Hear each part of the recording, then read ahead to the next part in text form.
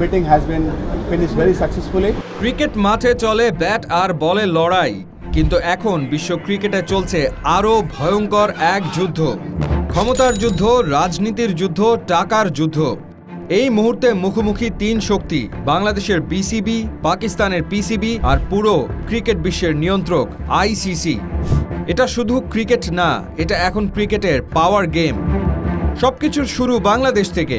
নিরাপত্তার কারণ দেখিয়ে ভারত সফরে যেতে অস্বীকৃতি জানায় বিসিবি। বাংলাদেশ বলে আমাদের খেলোয়াড়দের নিরাপত্তা ঝুঁকিতে, কিন্তু আইসিসি ভোটাভুটি করে। ফলাফল 14 বনাম 2। বাংলাদেশ বাদ, স্কটল্যান্ড ঢুকল।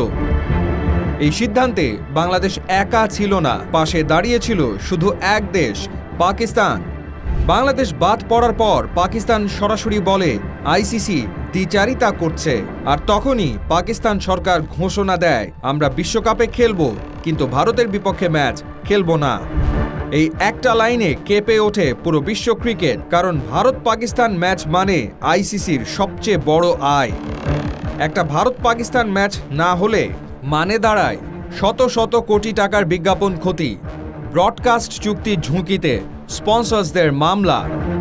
আইসিসি তখন কড়া বিবৃতি দেয়, বাজ বিচার করে ম্যাচ খেলা যাবে না, এটা টুর্নামেন্টের চেতনার বিরুদ্ধে। অর্থাৎ বার্তা পরিষ্কার, খেলো, না হলে শাস্তি।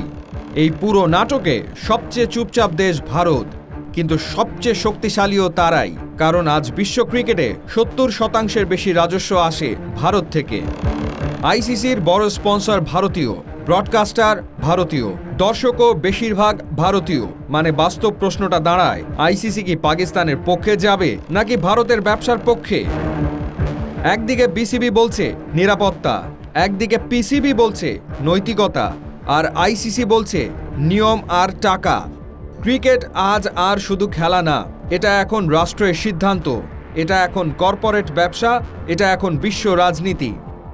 মাঠে হয়তো খেলবে 11 জন, কিন্তু পর্দার আড়ালে খেলছে 3টা সাম্রাজ্য: বিসিবি, পিসিবি, আইসিসি। এবং এই যুদ্ধে হারলে হারবে শুধু এক পক্ষ, ক্রিকেট নিজেই।